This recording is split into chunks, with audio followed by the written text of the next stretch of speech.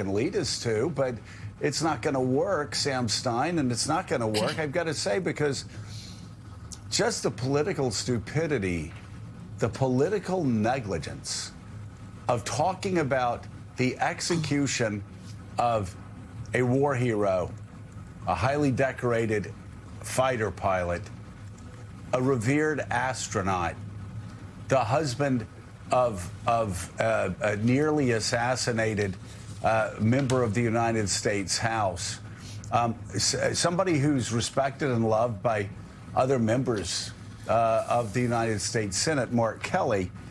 You're talking about putting this guy out front. And Mark Kelly, not to undermine Mark Kelly's political skills, but all you're asking Mark Kelly to do here is to defend his position that men and women in the military need to follow orders, and that men and women in the military need to uphold their oath. That's all this is. This is Civics 101. So when he says you don't have to obey an illegal order, again, my only correction would be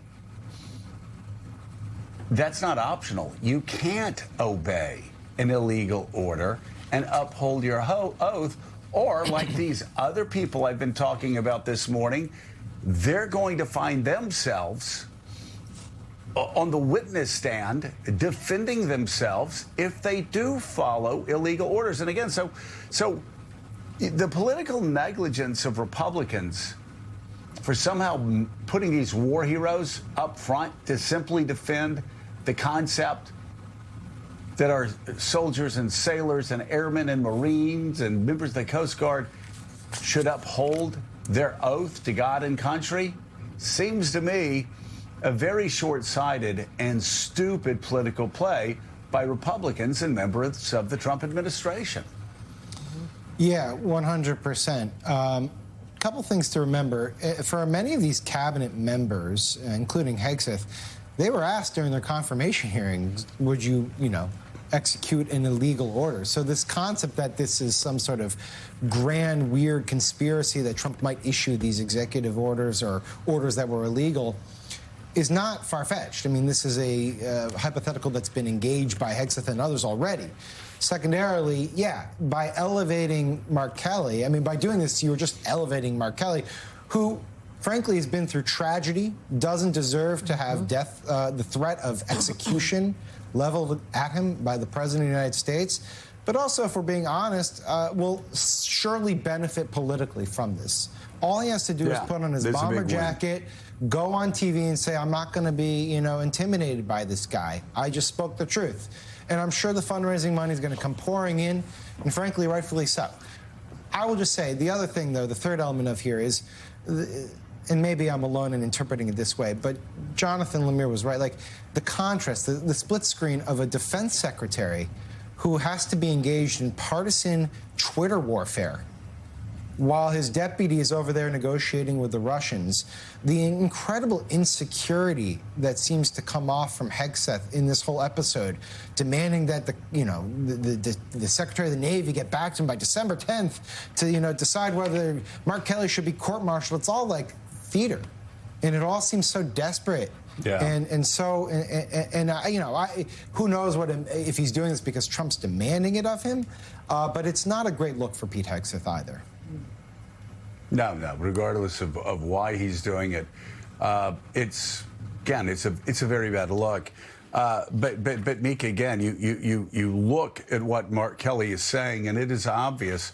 I will go back again to the Democrats, and I will say also members of the media have play this a little too much down the middle. This is not something you play down the middle. This is where you give the facts. And if you're a broadcast, a network, if you are a newspaper, you give the facts. And the facts are very clear. This is not a, tell me, Mark Kelly, did what you do? No. The fact is, Mark Kelly said, you can't do things illegal. So the media doesn't need to do be playing sort of this both sidesism routine. Right. There is no both sides of this. They need to clarify this much more clearly than they have thus far. That's number one.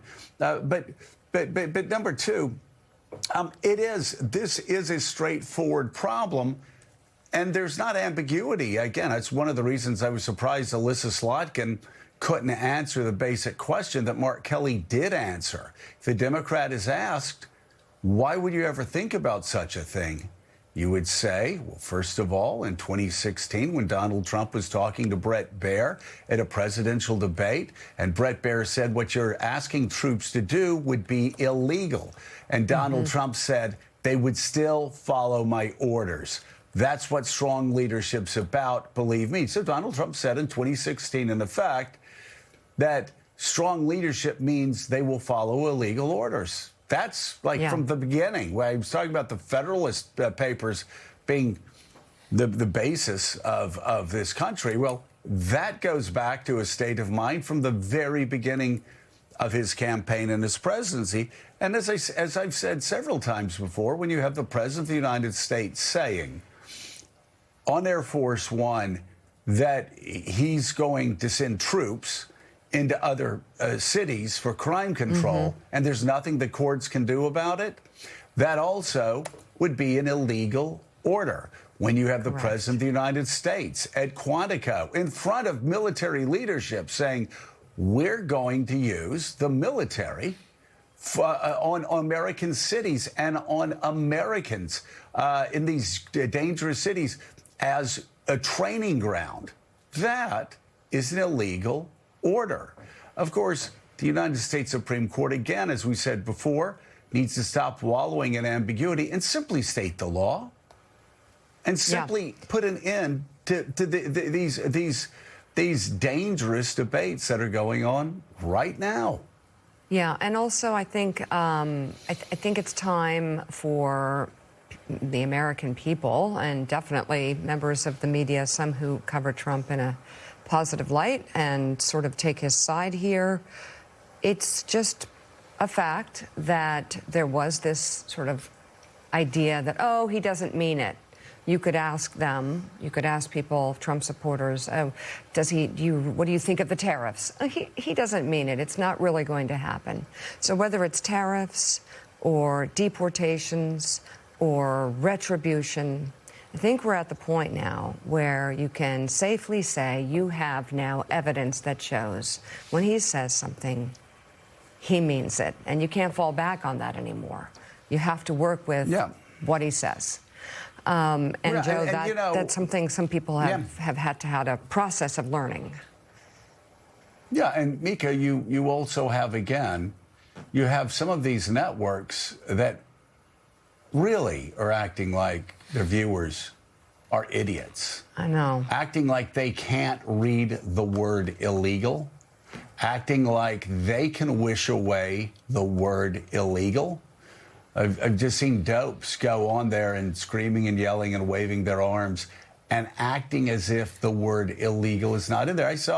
Unfortunately, I saw a CIA spokesperson do the same thing last night, yesterday, suggesting that Alyssa Slotkin had said the CIA was issuing illegal orders and CIA operatives should ignore them. No, that's a lie.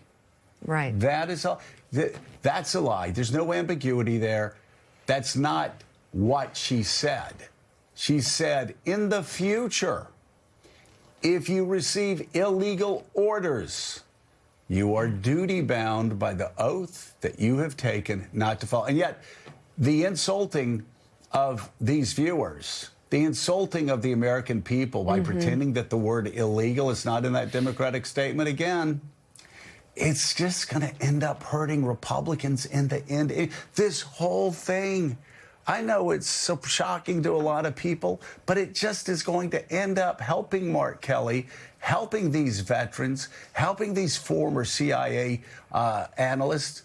It's going to help them, and it's going to end up hurting this Republican Party that keeps engaging in political self-harm because they will not stand up and say not only the right thing, but the thing that everybody knows in America. Stop playing games. You're just hurting yourself. All right, coming up, President Trump has